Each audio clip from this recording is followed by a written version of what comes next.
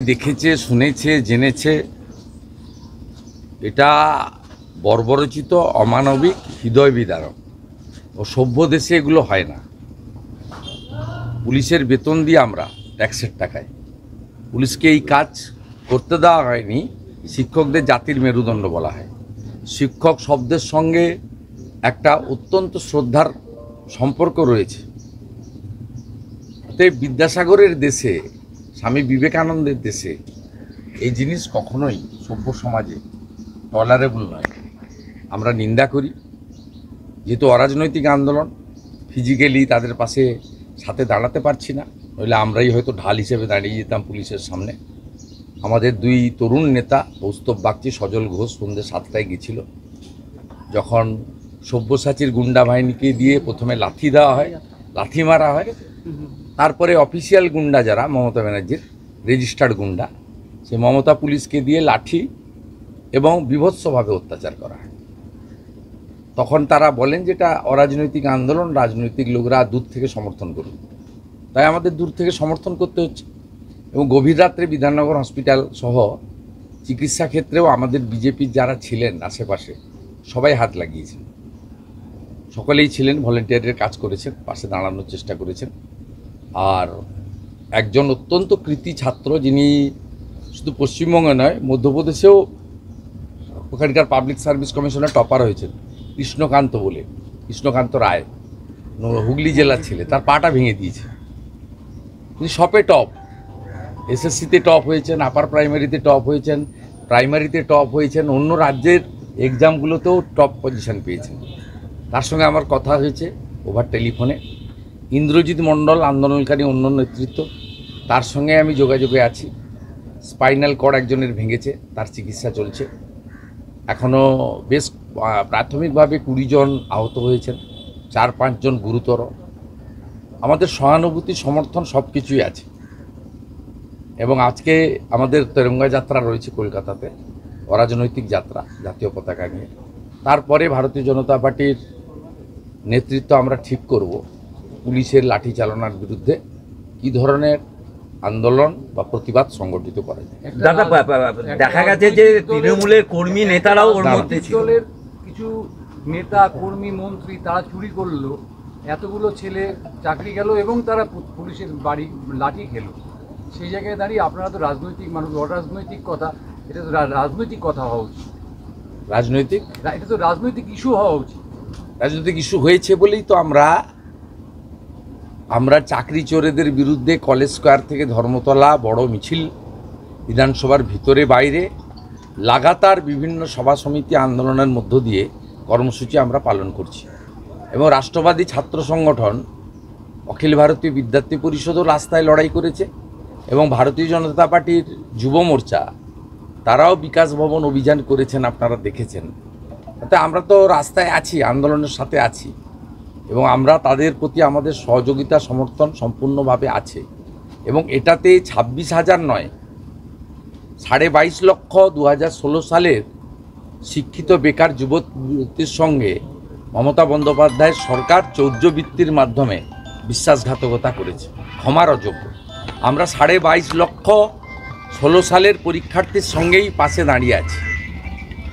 কিন্তু তাদের যে আন্দোলন, সেই আন্দোলনে গিয়ে অবস্থানে অংশগ্রহণ করা, বক্তব্য রাখা 2-4টে কথা, বা পুলিশ বা এই যে তৃণমূলের গুন্ডারা কাল এসেছে তাদের সামনে দাঁড়িয়ে যাওয়া, মানব প্রাচীর তৈরি করে যাতে আমাদের শিক্ষকরা আঘাতপ্রাপ্ত না হন, সে স্কোপটা নেই। কারণ তারা প্রথম থেকেই বলছেন এই আন্দোলনটা অরাজনৈতিক আন্দোলন। যারা রাজনৈতিক লোক, আমরা তো আফটার অল রাজনীতির লোক, বিধায়ক। সেক্ষেত্রে এই জায়গাটুকু দাঁড়িয়ে আছে যে যৌথভাবে আন্দোলন করার ক্ষেত্রে সমস্যা। কিন্তু ভারতীয় জনতা পার্টি এই ইস্যুতে আন্দোলনে আছে। প্রথম, আমরা 22.5 লক্ষ বঞ্চিতের পক্ষে। দ্বিতীয় হচ্ছে যোগ্যদের আমরা পক্ষে। এবং অভিজিৎ গাঙ্গুলি যে বিচারপতি ছিলেন, আজকে সাংসদ, তার রায় যদি সেদিন অহংকারী মমতা ব্যানার্জি মেনে নিতেন, তাহলে আজকে যোগ্যদের রাস্তায় বসতে হতো না। অভিজিৎ গাঙ্গুলি 7,000 জনকে চিহ্নিত করে দিয়েছিলেন ডকুমেন্টারি এভিডেন্স, প্রমাণের উপরে। বাকিদেরকে বলেছিলেন বিষয়ে তিনি বলেননি। আজকে ওনার রায়কে চ্যালেঞ্জ করে কে গেছে? এসএসসি গেছে, রাজ্য সরকার গেছে, কোটি কোটি কোটি কোটি টাকা খরচ করেছে, যে টাকা দিয়ে হসপিটাল স্কুল বানানো যেত। আজকে আপনারা নিজেরা গিয়ে 26,000 লোককে পথে আপনারা বসিয়েছেন। সেদিন অভিজিৎ গাঙ্গুলি 2022-এর অর্ডার মেনে নিলে আজকে এই অবস্থাটা তো তৈরি হতো না। তার মানে নিষ্কৃতি একজনই পাবেন, এত বাতিল করে লাভ নেই। একজনকে বাতিল করুন 26-এ, সব সমস্যার সমাধান হবে। আর আমি কথা দিচ্ছি, বিজেপির আমি এখানে অন্যতম যারা নেতৃত্বের মধ্যে একজন, আমার পদ অনুযায়ী, ব্যক্তি নয়, এলওপি হিসাবে আমরা বিজেপিকে সরকারে আনলে যোগ্য অযোগ্য 1 মাসের মধ্যে বেছে ওএমআর আপনারা পুড়িয়েছেন। কিন্তু সিবিআই গাজিয়াবাদ থেকে হার্ড ডিস্ক উদ্ধার করে বলে দিয়েছে কারা যোগ্য কারা অযোগ্য। পেপারস তো আপনার কাছে আছে, কিন্তু আপনি যাদের টাকা নিয়ে দিয়েছেন এবং আপনার পার্টির যে ক্যাডাররা, এমএলএর ভাই, এমপির আত্মীয়, কাউন্সিলরের ছেলে, এদেরকে বাঁচানোর জন্য তো আপনি আজকে এই নাটকটা করছেন, এই ড্রামাটা করছেন। দাদা, কালকে রাত্রিবেলাতে বাইক বাহিনী গিয়ে উৎপাত করেছে এখানে, যে শিক্ষকরা করেছে, শিক্ষকরা তাড়াও করেছে। রাত্রি 2-2:30 পর্যন্ত আমি দেখেছি মহিলা শিক্ষিকারা তাড়া করেছে গুন্ডাদের। হ্যাটস অফ টু আন্দোলনকারী, তারা মাথা নত করেনি। তারা এই গুন্ডা বাহিনীদের কাছে লালচুল কানে দুল যারা হামলা করতে এসেছিল তাদেরকে নিউ টাউন থেকে ভাড়া করে আনা হয়েছিল, তাদের তাড়া করা হয়েছে। আর এই সব্যসাচীর কোনো কাজ ছিল না, মমতা পাঠিয়েছে। এর আগে ভাঙড়ের পাওয়ার গ্রিড আন্দোলনে ভাঙড়ের গরিব কৃষক তাদের উপর অত্যাচার করতে একে পাঠিয়েছিল। কামদুনিতে যখন ছাত্রী রেপ করে খুন করে, মৌসুমি টুম্পাদের আন্দোলন ভাঙার জন্য এ গেছিল, খিচুড়ি রান্না করছিল, আপনারা টিভিতে দেখিয়েছেন। দাদা, শেষ যেটা আমি বলবো যে মমতা ব্যানার্জি ওকে বিশ্বাস করে না। মমতা ব্যানার্জি কৃষ্ণা চক্রবর্তী, সুজিত বোসকে বিশ্বাস করে। এ ঢুকতে চাইছে রাজারহাট গোপালপুরে অদিতি মুন্সি, রাজারহাট নিউ টাউনে তাপস চ্যাটার্জি, বিধাননগরের সুজিত বোস। ও দাঁড়াবে কোথায়? ওকে এইসব নোংরামি করে, গুন্ডামি করে নাম্বার বাড়াতে হবে, তাহলে যদি ঢোকা যায় চেষ্টা চরিত্র করে। দাদা, একটা শেষ কথা হচ্ছে, ডিএ আজকে 50% ডিএ দেওয়ার কথা। দেখুন, আমি খুশি এই কনফেডারেশন যেমন মুভ করেছে। পরবর্তীকালে বিজেপির কর্মচারী পরিষদ এই আন্দোলনের, এই কোর্টের পার্টি, এবং তাদেরকে লয়ার আমি ব্যবস্থা করে দিয়েছি সুপ্রিম কোর্টে। আমি অত্যন্ত খুশি যে পরমজিৎ পাটিওয়ালা কর্মচারী পরিষদের লয়ার, তার ব্যাপক লড়াই, অন্য লয়ারদেরও আমি ক্রেডিট দেব। তাতে দুটো জিনিস আজকে খুব পরিষ্কার হয়ে গেছে।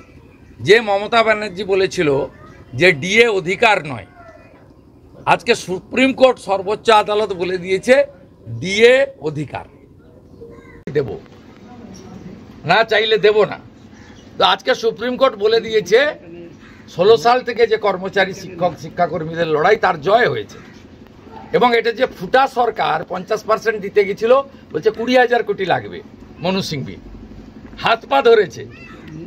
বিচারপতি দয়া করে বলেছে আচ্ছা 25% দেন আপাতত, ফাইনাল জুলাই আগস্টের মধ্যে হবে, 100% টাকা দিতে হবে, বকেয়া টাকা দিতে হবে। পঞ্চম পে স্কেলে, পে কমিশনের যে বকেয়া আছে 15 সাল থেকে, সব টাকা মিটাতে হবে। এ জয় অধিকারের জয়। এ জয়ের মধ্য দিয়ে প্রমাণ হয়েছে অধিকার কাড়িয়ে নেওয়ার ক্ষেত্রে তিনি যত বড় ক্ষমতাশালী হন, তার বিধানসভায় যত এমএলএ থাকুক, যত গুন্ডা পুলিশ টাকা থাকুক না কেন, ভারতবর্ষের সংবিধানে আইনই শেষ কথা বলে। ও ঠিক একইভাবে পশ্চিমবাংলা 2,15,00,000 বেকার যুবক যুবতী, তাদের কর্মসংস্থানের অধিকার আগামী দিনে আদায় করবে। এবং পশ্চিমবাংলা এই আবর্জনা মমতা বন্দ্যোপাধ্যায় তার কোম্পানির হাত থেকে 26-এ নিষ্কৃতি পাবে।